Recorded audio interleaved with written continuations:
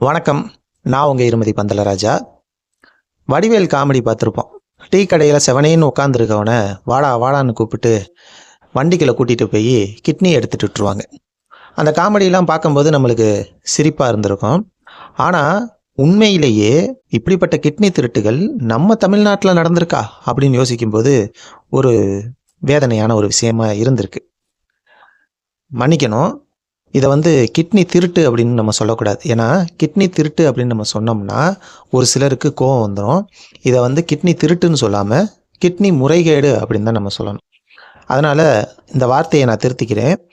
Kidney முறைகேடு, இப்படிப்பட்ட kidney முறைகேடுகளும் நம்ம தமிழ்நாட்டில் நடந்திருக்கா அப்படின்றத நினைக்கும் போது கொஞ்சம் வேதனையான ஒரு விஷயமா தான் இருக்குது.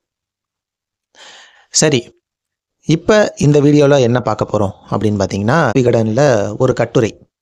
அது எதை பற்றினது அப்படின்னு பார்த்தீங்கன்னா, இந்த கிட்னி திருட்டு, அதாவது கிட்னி முறைகேடு பற்றி தான் அந்த ஒரு கட்டுரை இருந்துச்சு. அதாவது நம்ம ஊரில் ஒரு பழமொழி சொல்லுவாங்க இல்லையா, கிணறு வெட்ட பூதம் கிளம்புன கதை அப்படின்னு சொல்லுவாங்க. அந்த மாதிரி ஒரு சம்பவத்தை பற்றி தான் இந்த வீடியோ இருக்க போகுது. அதாவது ஒரு கூட்டத்தில் விஜய் எப்போதும் போல் ஒரு குட்டி கதை சொல்லிட்டு போயிடுறார். எதை பற்றி? ஜல்லிக்கட்டு காளையை பற்றி ஒரு குட்டி கதை சொல்லிட்டு போயிடுறார். ஜல்லிக்கட்டு காளையை பற்றி பேசுனா ஜல்லிக்கட்டு வீராங்கனைக்கு, வீர தமிழச்சிக்கு கோவம் வரணும்ல. அப்படி கோவம் வெகுண்டு எழுந்து ஜூலி விஜயை கலாய்ச்சி ஒரு வீடியோ போடுறாங்க. விஜயை கலாய்ச்சி வீடியோ போட்டால் விஜய் ரசிகருக்கு கோவம் வரணும்ல. அப்படி திருச்சியை சேர்ந்த கார்த்திக் அப்படின்றவர், நீங்கள் தான் ஜல்லிக்கட்டுக்கெல்லாம் அத்தாரிட்டியா அப்படின்னு சொல்லி ஜூலியை விமர்சித்து ஒரு வீடியோ போடுறார். இது வரைக்கும் விஜய்க்கும் ஜூலிக்கும், விஜய் ரசிகருக்குமான ஒரு பிரச்சனை ஒரு சமூக பிரச்சனையாக உருவெடுக்குது.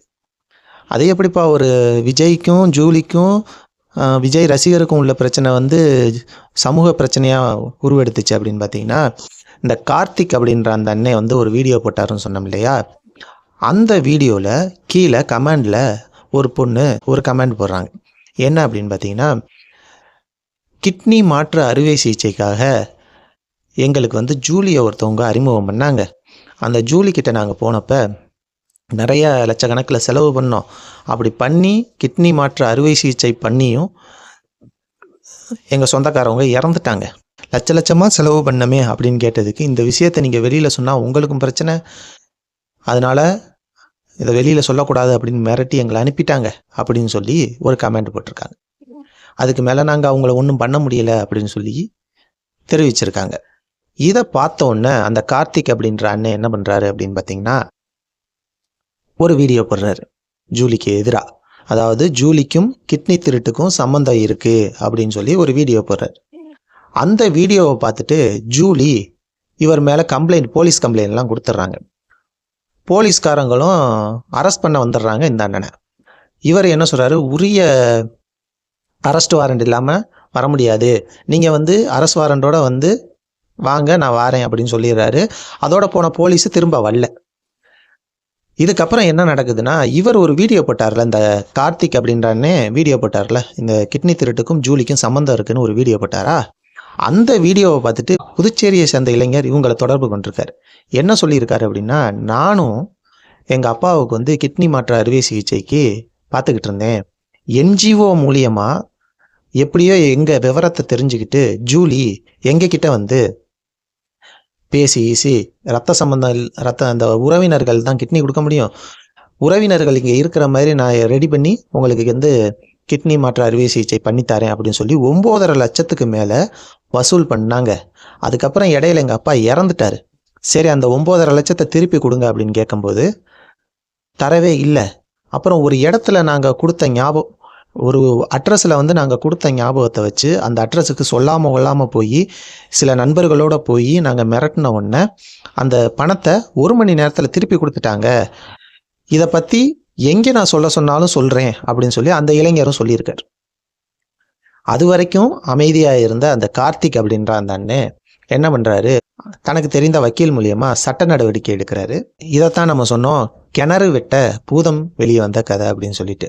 அதாவது விஜய் ஒரு குட்டி கதை சொல்ல போக அதை ஜூலி கலாய்க்க போக, ஜூலிக்கு இவர் ஜூலியை விமர்சனம் பண்ண போக இன்னைக்கு மிகப்பெரிய ஒரு கிட்னி சம்பந்தமான ஒரு பிரச்சனை வெளியில் வந்திருக்கு. சரி, இது எந்த அளவுக்கு உண்மை, அப்படின்றது இது வரைக்கும் தெரியல. விகடன் தரப்புல இருந்து ஜூலி கிட்ட இது எந்த அளவுக்கு உண்மை அப்படின்ட்டு விசாரிக்கிறதுக்காக ஃபோன் அடிச்சிருக்காங்க. ஜூலியோட கணவர் தான் ஃபோன் எடுத்திருக்காரு. ஜூலிகிட்ட தான் நீங்கள் பேசணும் அப்படின்னு சொல்லியிருக்காரு. சரி, இதில் உங்களுக்கும் சம்மந்தம் இருக்குல்ல, நீங்களும் பேசுங்க அப்படின்னு சொன்னதுக்கு இல்லை அப்படின்னு சொல்லி கட் பண்ணிட்டாராம். ஆக ஜூலி தரப்புல இருந்து இதை பற்றின எந்த ஒரு விளக்கமும் கொடுக்கல அப்படின்ட்டு விகடன் தரப்புல இருந்து சொல்லியிருக்காங்க. இப்போ எலெக்ஷன் டைம் போயிட்டு இருக்கிறதுனால காவல்துறையும் இந்த வழக்கை எடுத்து அவ்வளோ சீக்கிரத்தில் எடுப்பாங்களா அப்படின்றதும் தெரியலை. தேர்தல் முடிஞ்சோடனே சில உண்மைகள் வெளியில் வரும் அப்படின்றத எதிர்பார்க்கப்படுது. பொறுத்திருந்து பார்ப்போம் என்ன நடக்குது அப்படின்னு சொல்லிட்டு. மேலும் ஒரு நல்ல வீடியோவில் உங்களை வந்து சந்திக்கிறேன். அதுவரை உங்களிடமிருந்து விடைபெறுவது உங்கள் ஈர்மதி பந்தலராஜா. நன்றி, வணக்கம்.